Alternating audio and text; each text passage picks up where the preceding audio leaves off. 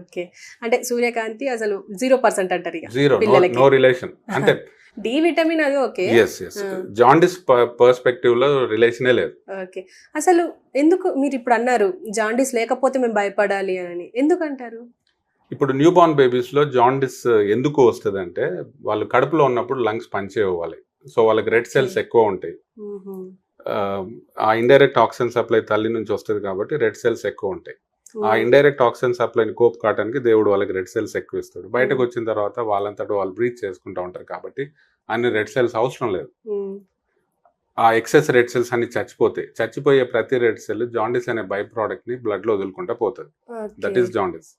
Number 2 reason, first 1 week liver maturity సరిగా ఉండదు. ఇప్పుడు మన జాండిస్ అయినా బేబీ జాండిస్ అయినా లివర్ మెయిన్ ఆర్గన్ కంట్రోల్ చేసేది మన జాండిస్ ని. మెచ్యూరిటీ లివర్ సరిగా ఉండదు కాబట్టి ఫస్ట్ 1 వీక్ జాండిస్ కొంచెం ఉండేది.